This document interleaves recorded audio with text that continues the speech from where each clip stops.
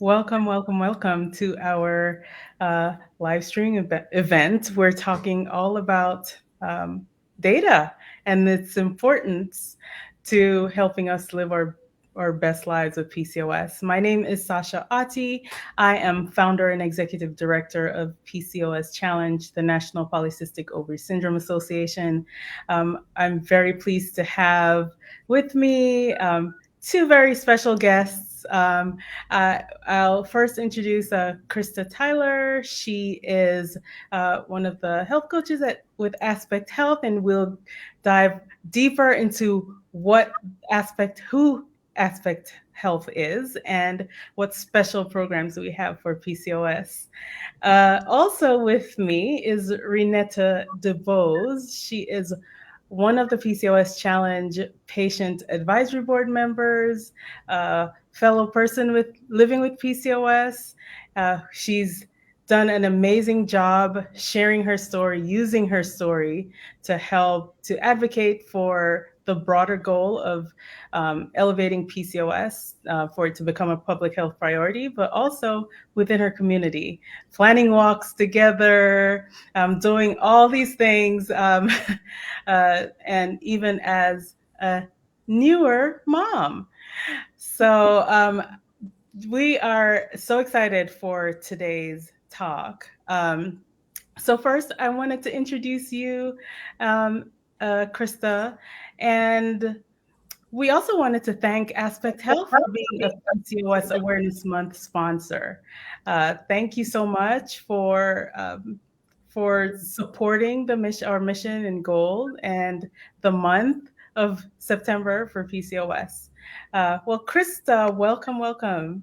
Thank you so much for having me. I'm so excited to be here as part of Aspect with this amazing collaboration and getting to reach all of your followers in a really meaningful way. Thanks for having me.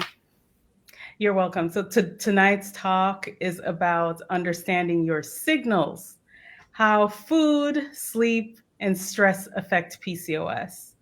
And yeah, that topic is, I don't know if most people understand how important it is to know what's going on in your body as an individual, right? Because let's first talk about what PCOS is, right? It's a heterogeneous condition, meaning it does not impact each person the same way.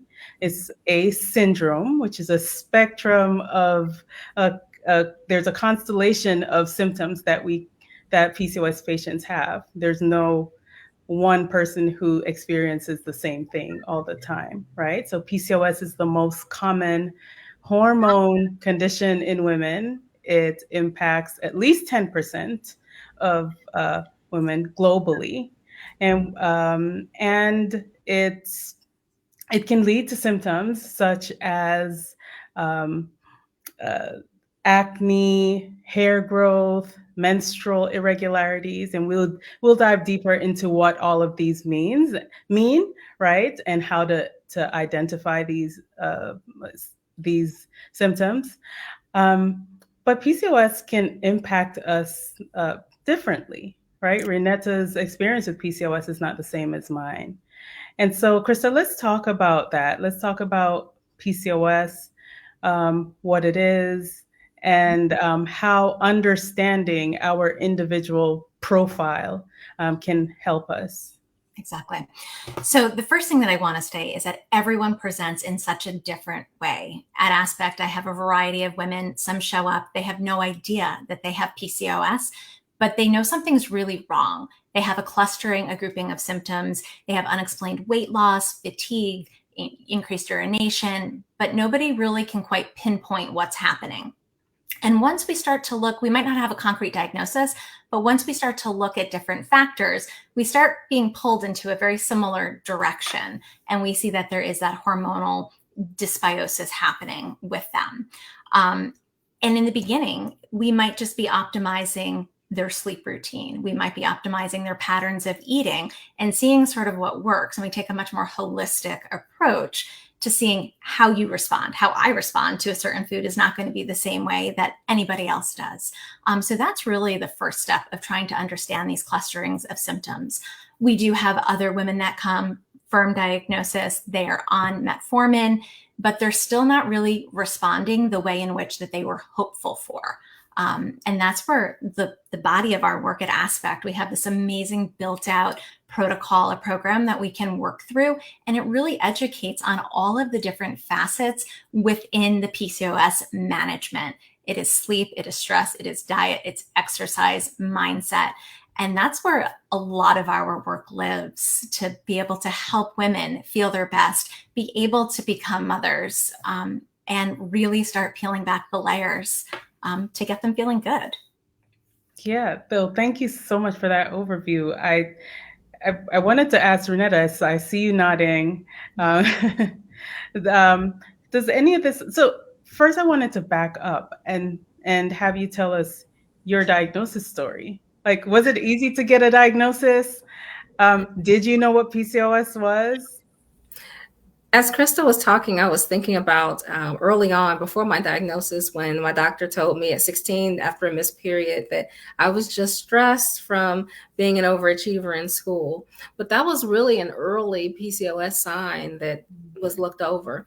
Fast forward to college graduation at the age of 22, when I was officially diagnosed. And the doctor looked at me after I had an irregular cycle and hair on my face and said, "You got it, just like you got your brown eyes from your mother." And I was told to lose weight. I was offered birth control, which I turned down. And I just said I'd lose the weight and cut the carbs. And so it was that difficult, but no other education beyond that for quite some time. Yeah. I have to jump in. This is the story that I hear over and over and over. Lose weight. But how do we lose weight? What supports do we have?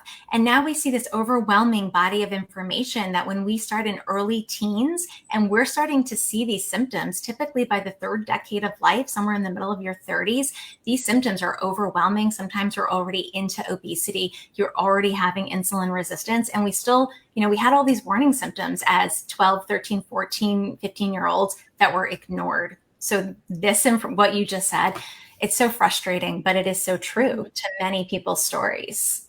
It is. It's unfortunately one of the connecting threads globally of how PCOS, how people experience getting a diagnosis, right? The delay is usually caused by being dismissed. It presents in puberty for the majority of people. So missing periods, yes, while that may be common in puberty, a combination with missed periods and signs of androgen excess, like facial hair or severe acne, is something to take seriously, right? And so what irregular period means is if you go less than 21 days or greater than 45 days in your adolescence, if you're experiencing that, or some people bleed for months at a time, that is abnormal.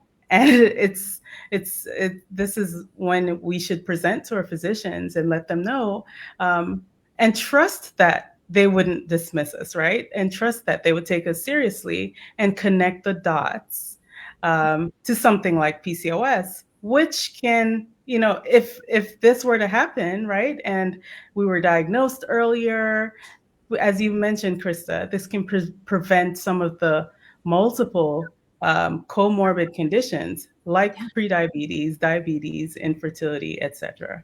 Exactly. It's the early intervention. It's having the frank conversations when, instead of being sent away with a pack of birth control and told to lose weight, as you did in your case, how do we advocate for ourselves? What questions do we have to ask? And when you are given an answer that's dismissive, we need to have more resources. And this is why PCOS Challenge is amazing, that we can connect with these resources to empower women to say, I can't accept that at face value.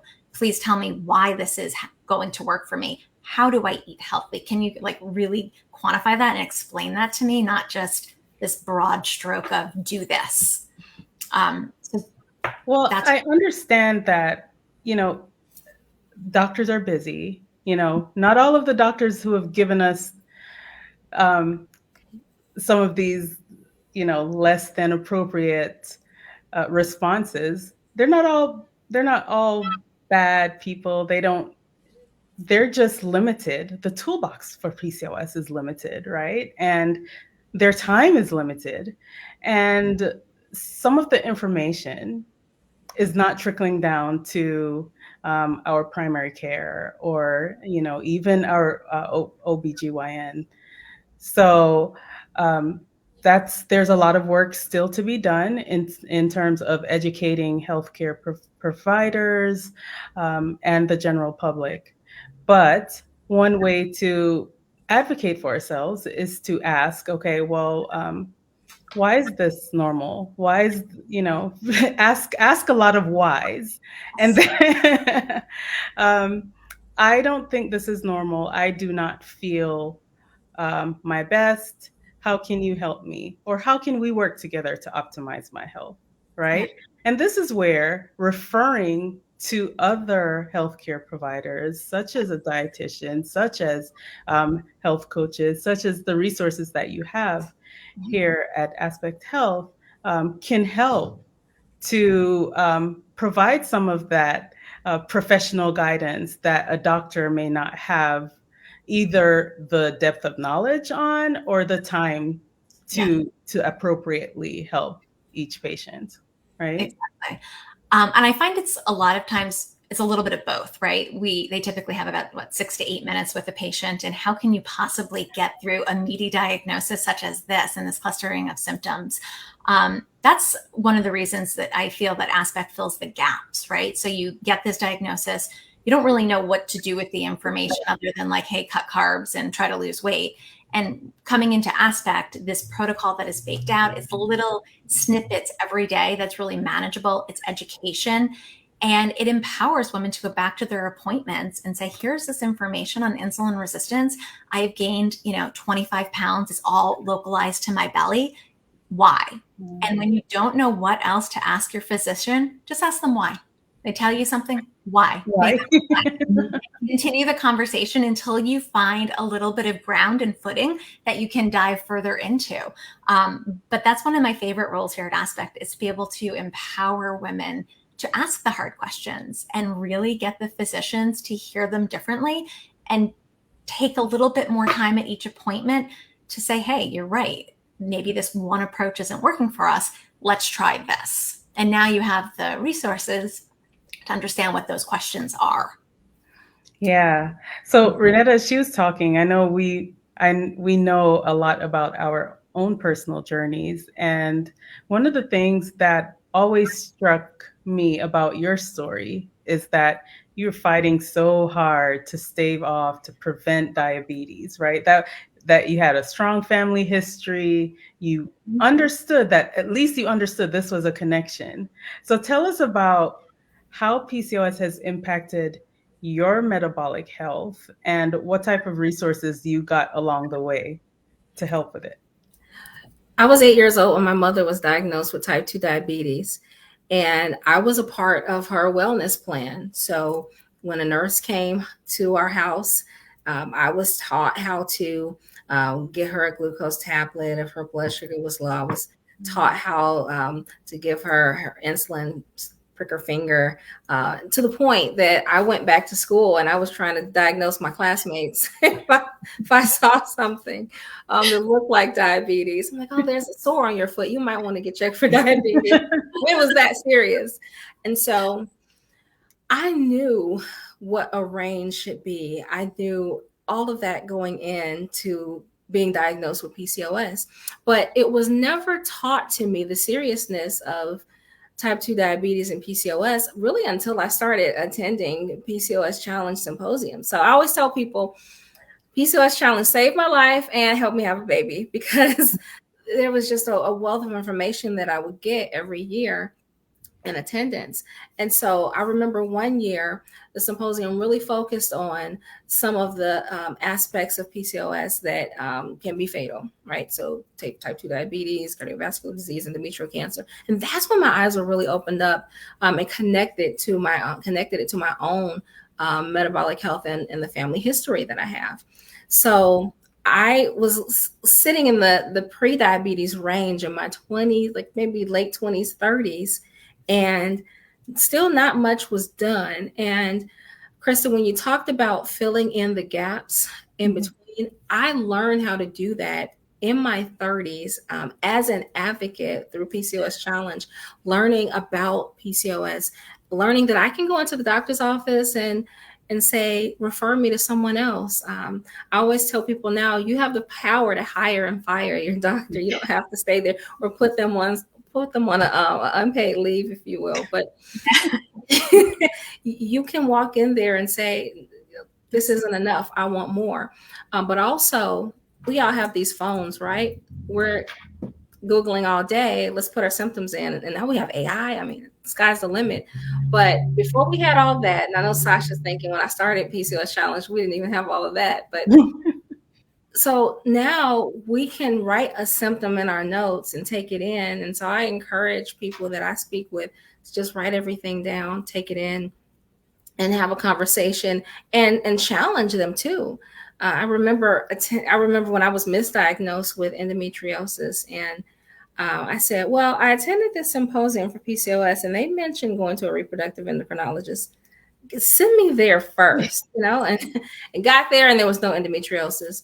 But in my 30s, I took my pre-diabetes seriously. In late 30s, I actually became diabetic. I was on the cusp, like 6.5. And I said, okay, no more sugar, exercise as best I can, just to be really good. And I lowered it back into the pre-diabetes range. So I then knew my power with information. And so was able to have my miracle baby. But while I was pregnant, I had gestational diabetes. And so, of course, here we are again. And I was able to manage that without medication. Again, we were on the cusp.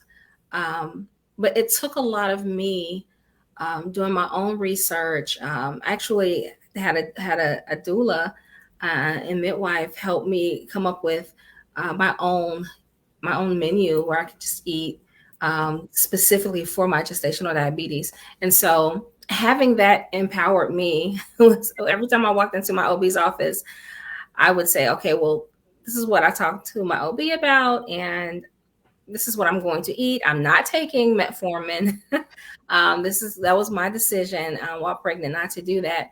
But here's how I can best treat my gestational diabetes while pregnant. Yeah. And so, of course, that went away. And fast forward to now, a couple months ago, I was diagnosed with diabetes again on the cusp. And so I already know what I need to do.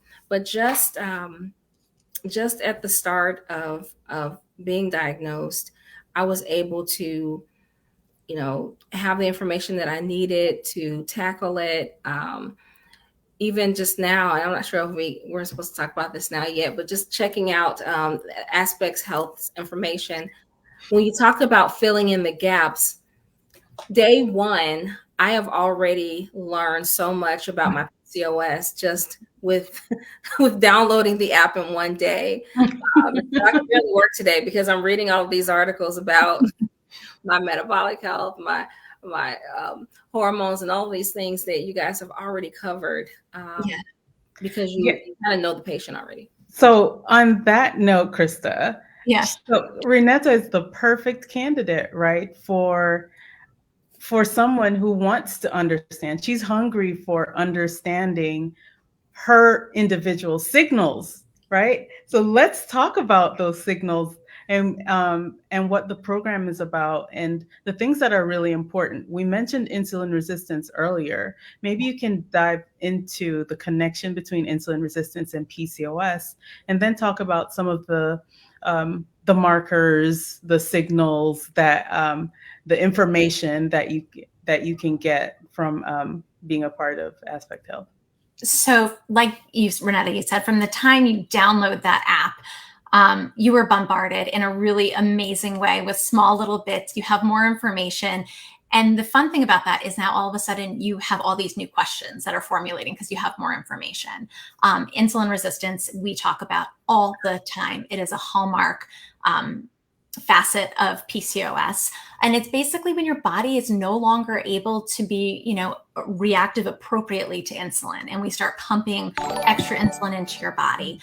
Most women who are not diagnosed, who end up on my schedule here with Aspect and they're learning, all of a sudden they're connecting it. They're like, I'm exhausted. I eat something and I feel like I can't get through my afternoons anymore. The weight gain, the belly fat, all of these like weird symptoms. And each one, they say it's just like an odd thing that I experience. But when we start seeing these clusters and these groupings, we start seeing that a lot of these women are now signing up for CGMs because they're like, I heard about it. I want to see what this looks like. And we're seeing really elevated fasting glucose levels. We're seeing really inappropriate responses to an otherwise, meal that wouldn't cause some of these issues.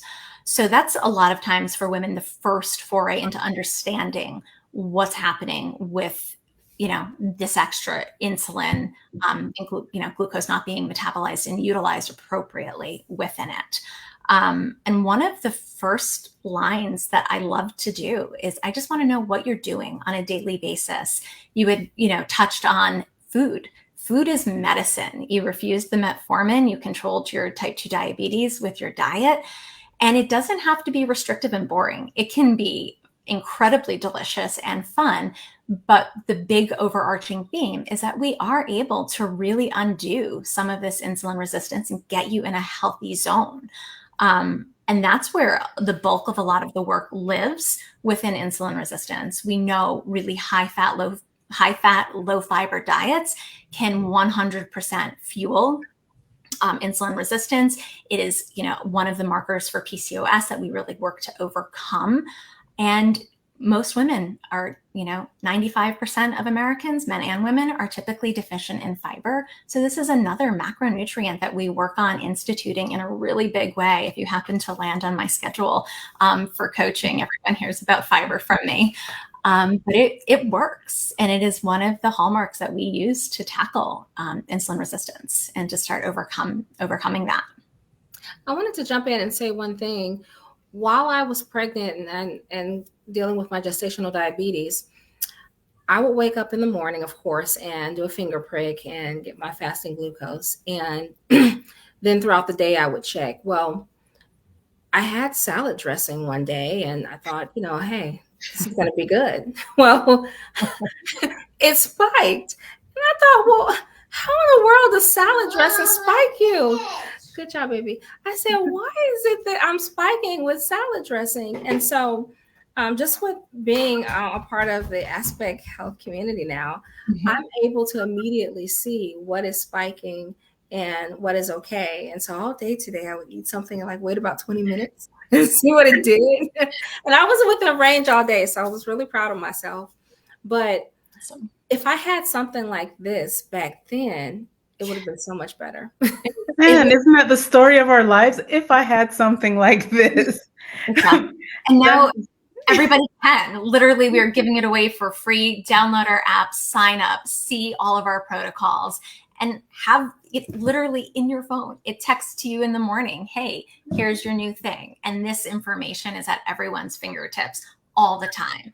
Now, when you get really into the nitty gritty and you're like, I want more. So, this is going to sort of be the entry, the CGMs, the continuous glucose monitor, they are awesome, right? So you had salad dressing. Who knew? But now you know, and then you can turn that bottle around and be like, oh, oil and sugar is the second ingredient. And it creates awarenesses. Many people are like, I'm eating tons of really healthy foods, but my CGM is going wild.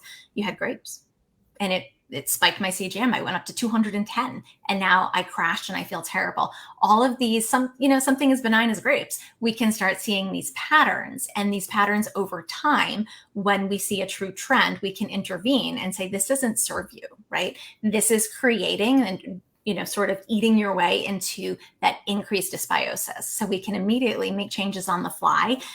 And I don't know, some of my clients report that it's sort of like a video game and they really like to be able to manage it into their nice little range. And it's a really great accountability partner as you build self-efficacy to understand what foods serve you and what doesn't serve you. So I'd like to, along those lines, right? For the majority of PCOS patients, whether you have obesity or not, whether you live in a bigger body or not, one of the first things we hear is lose weight, right? And I mean, I heard it, and Renetta did, without having the resources, right? Um, that messaging, though, for some people can be problematic, where they will do things, fall into the disordered eating range, trying to do everything to lose weight. So I liked to hear what you mentioned earlier about using food as medicine and learning, right? So it's not just taking things away; it's also additive, It right? is. It is wildly additive. Yes. I literally, when I come into a session, when we're establishing your baseline, learning what you like, what you don't like, one of the first things I say is, I am not going to, tell you can't eat this. We're going to do something called crowding out. We're going to add so many abundantly healthy options to your diet that by the time you get to whatever that vice of yours was that you really wanted, you'll have a few bites and you'll say, I'm good. And it naturally happens. The problem with the directive, go home, lose weight, exercise more. We don't know what it is to lose weight. So many women have dealt with, a lot of women with PCOS, as we had earlier stated, started seeing symptoms of weight gain, acne in their early teens. So we have already primed them through this, these challenges for patterns of disordered eating. Mm-hmm. Women, typically, it becomes extreme. It becomes macro counting, yet they don't really know what macros they really should be counting. So it's massive calorie restriction with no results. And it is one of the most infuriating things. So we're not taking foods away. We are adding in fruits, low glycemic index, berries are wonderful. We are adding in whole grains, quinoa, oatmeal, all of the wonderful complex carbohydrates. And when we really start thinking, if it's the only thing you can do when you go to the food store, you really hang out in the produce section, right? And make sure your cart looks like a little bit of a rainbow of color in there. And that, for me, a lot of times is the first thing to get people to experience. They simply weave their way through the produce section and they go on to the middle aisles where we have more processed foods.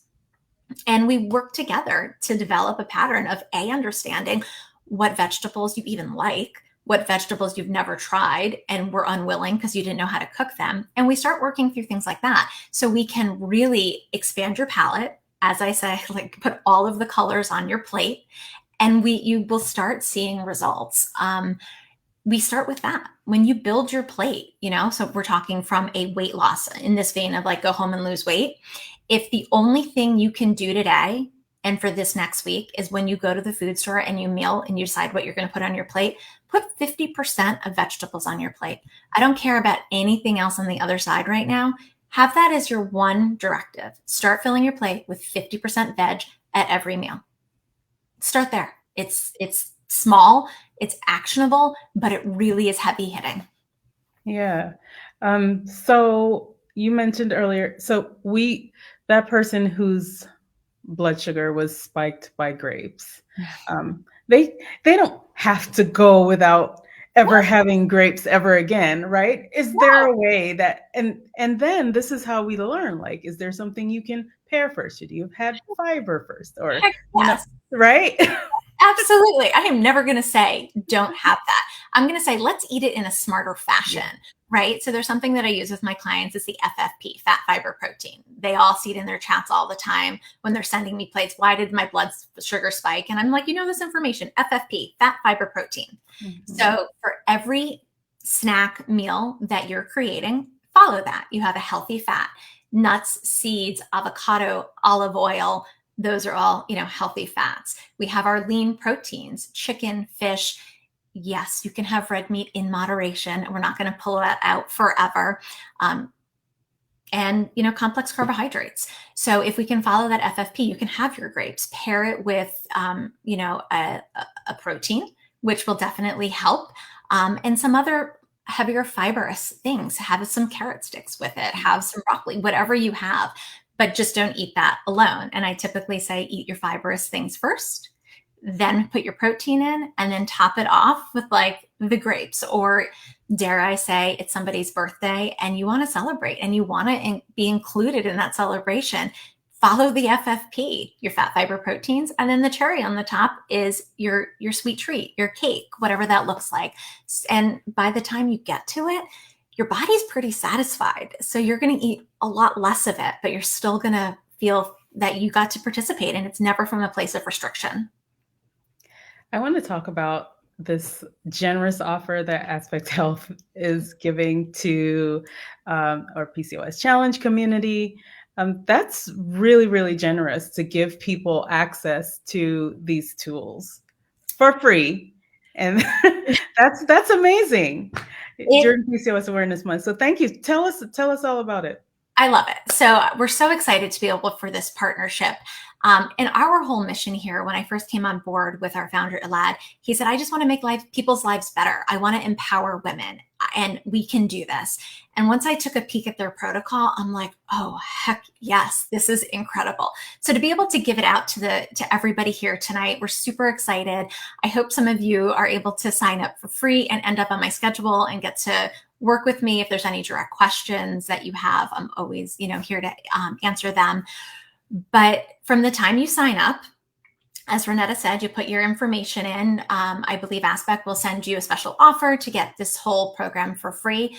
And you'll experience all of our information that you have. You'll have the ability to connect, if you choose, with a coach, myself, some of the other amazing team members that we have here as well, and start experiencing what a PCOS program looks like that's been developed by a cardiologist, an OBGYN, and all of the health coaches here at Aspect, all collaborating to really empower you, give you the information, help you connect in a more meaningful way at those doctor's appointments. And like I said before, fill the gaps, teach you how diet really makes a difference, how sleep, stress management, movement, these are all massively important pillars within PCOS management. And here at Aspect, we can help you fill those gaps, increase your education and health IQ. And so as we were talking earlier about filling our plates with vegetables, and there's this one content creator I follow who she says, in these tariff times, so everything is more expensive, including food, right? I don't know about you, but my grocery bills, right, have increased steadily over the past few years. First step, getting this free offer is amazing. However, for people with who don't necessarily have access to the best foods because of the barriers of price and cost, what are some of the options that we have for? So first and foremost, I want to say that you can eat in a really healthy pattern without breaking the bank. I have a bunch of clients at Aspect currently that live in really remote places on really, between the tariffs and all of the cost of living, they're really struggling, and they've made PCOS management really their big focus. So it's really hard for them to sort of float it all, and we are able to do that. Farmers markets, typically going to be less, going to be fresher, going to be to your local region. That's a really great way that you can look to start saving some money. There is nothing wrong with frozen fruits and vegetables. And when I say this, people kind of gasp and they're taken aback. There's nothing wrong with it. And you can buy them at Walmart. You can buy them at big box stores, and you're still getting peak nutrition in these fruits and veg. And granted, we will cook them a little bit differently if you're dealing with a frozen food that you're not going to necessarily be able to roast, but we can get it in. So the other thing that you can start looking at, there is in different communities, right? So this is sort of across the country, there are different charities that can help. WIC is one of them, to be able to provide some extra funds for these healthy foods. So these programs do exist out there. But what I will say is get really savvy. Start looking at these discount stores. Shop the perimeter of your food store. And when you start shopping the perimeter, yes, you're going to have to spend a little bit more time cooking because you're getting fresh ingredients.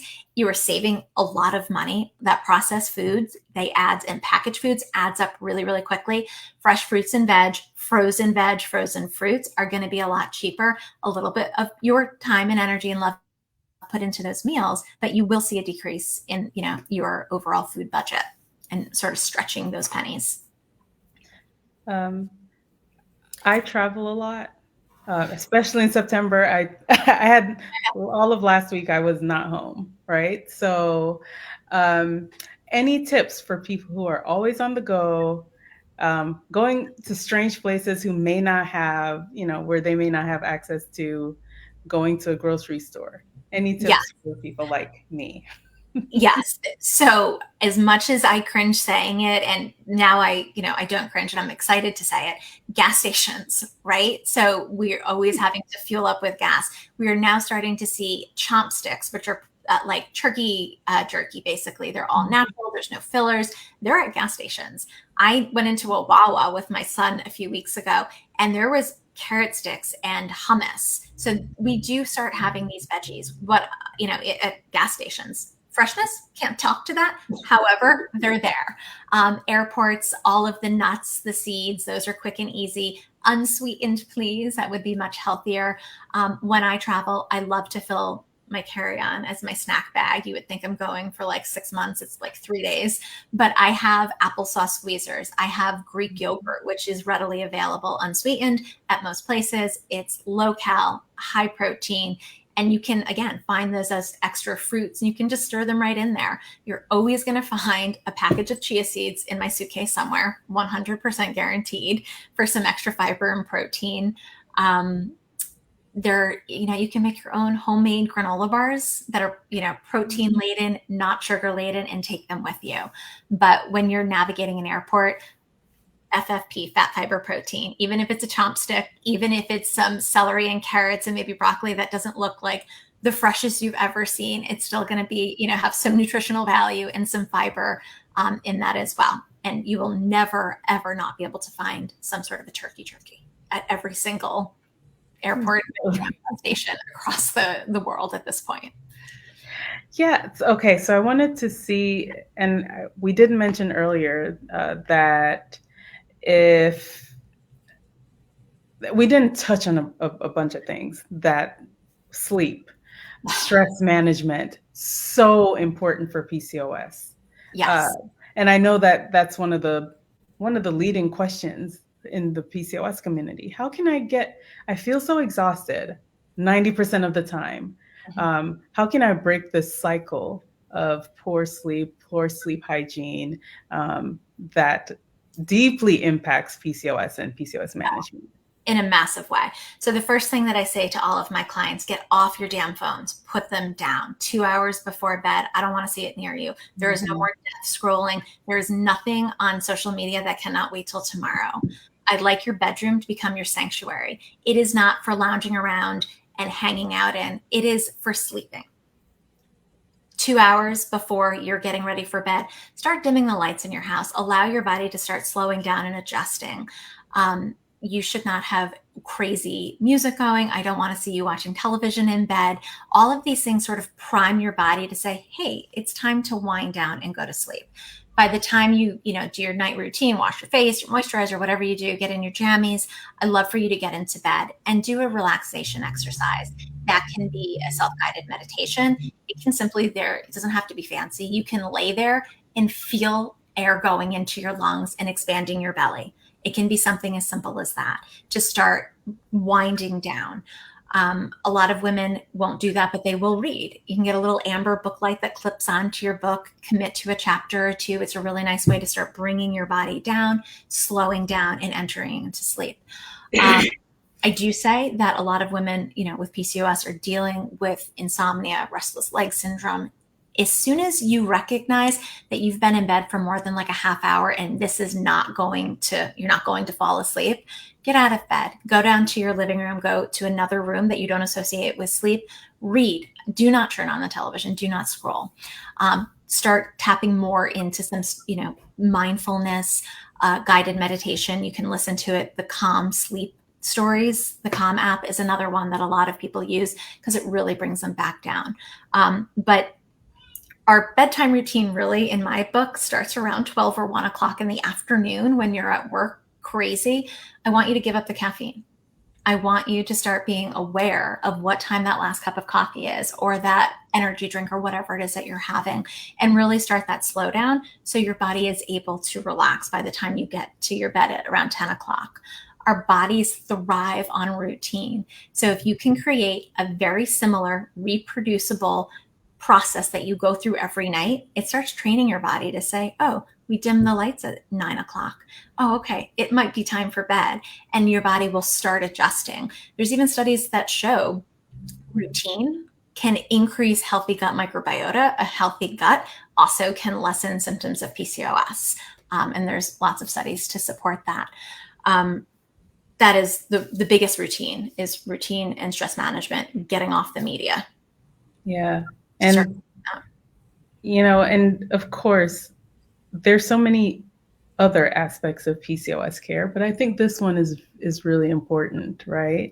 To help you to be in the mindset, to have enough energy to follow these instructions, to want to cook, right? It's super important to be able to exercise or move your body in the way that you need to. If you don't have the energy, if sleep is a challenge, that goes by the wayside. You just can't do it. You don't have the energy to cook. You don't even have energy to walk yourself from your car to your food store, let alone now you bought the food. What on earth are you going to do with it? Because you're buying something on the way, fast food or something on the way home, because you don't have the energy to cook. Like, that's the reality. So I think I liked that your focus was on mindfulness and being intentional, not still, and that advice to leave the room because I don't know how many times it's an hour, it's almost 2 hours and I'm still not asleep. You're stressed out. And once you're stressed out, we know what happens. We know your body's going to release some cortisol. And now you're absolutely shooting yourself in the foot. So if we can keep ourselves not in this like immediate stress response because you can't sleep, just remove yourself from the situation. When I work with women at Aspect, one of the first things that we do with women with PCOS is we address their energy levels. Because until we can start getting a little bit more energy throughout their day, we're not going to be able to make progress. So that's really our starting point. Your sleep hygiene, your sleep routine, and that afternoon nutrition is the other thing that really plays a big, big role in getting them the energy to get through that dinner time hour and to bed. So Renetta, you had the first taste of Aspect. You started your Aspect health journey today. You mentioned that there was a lot of information that you gained just from signing up. And so I'm really excited about that, just our community having access to that. If you can't see what's scrolling, the bonus offer lives at pcos.ch/aspect-offer. So pcos.ch/aspect-offer. And so exciting to have access to someone like you. That's a really generous offer, and it's not lost on this community that there are there are companies that are innovating around PCOS. There's so many gaps in care and access that PCOS patients have. So we're really thankful for Aspects Health's generous offer for the PCOS community. And so as we are closing out, Renetta, as moms of toddlers, I know sleep is not has not been the easy to attain, right? So I am sure that you'll probably take some of Krista's advice, and maybe Krista will be your coach. I don't know if you know who's your coach yet. I don't have a coach. I don't have a coach yet. And I was going to say one thing that you mentioned was supporting your local farmers markets. Yeah. I was just going to piggyback on that and say, yes, do that. I've done 2 farmers market programs. I did a food is medicine program, and I'm currently in a program now. I think it's called Food is Life, where you purchase food from farmers, and the farmers market is just amazing. They offer cooking classes. So some of the things are not good, for PCOS. So you have to pass those up if you're making, Cinnabons or something. But some of the classes are really good. Like tonight, we learned how to make soup. So we learned how to take, dried vegetables and put it in with bok choy and mushrooms, and it's So some of it's really good. If you can tap into a farmers market program, you're supporting local, you're buying local, and you're learning how to eat healthy. Some of those beautiful, colorful plates and baskets that you talked about earlier, you can get that in some of these communities.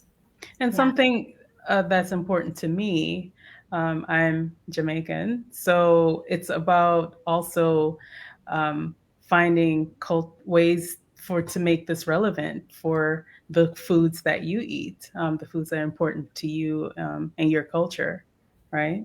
Absolutely.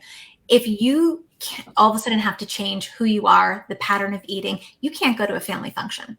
And you're not going to be able to sustain that. It's all about sustainability. It's all about honoring your culture, your traditions, and how do we weave in a little bit more fiber, a little bit more protein, and really support you where you're at. If you can't make it sustainable, it becomes a diet. It's not a diet. It's a wellness lifestyle.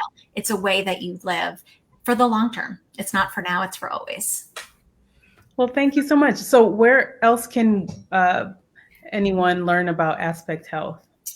Well, my amazing colleague Jessica is going to be at your conference coming up at the end of the month. So you can come by and say hello to Jessica, get some more amazing opportunities and understand what we are. You can, of course, sign up for the free app that we're offering. You can connect with me as well. And those are going to be the 2 best places to connect with us coming up. So we hope to see you guys in person. Thank you so much for this opportunity, and so excited to continue the collaboration.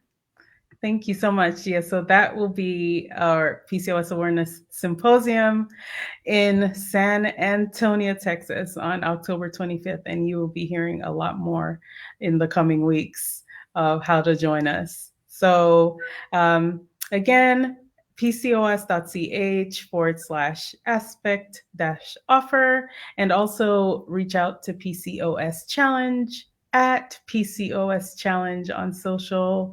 You can go to PCOSchallenge.org, and we look forward to bringing you more programming like this, and also connecting you with others who are doing this great work for our community. Thank you so much, and we look forward to seeing everyone again soon.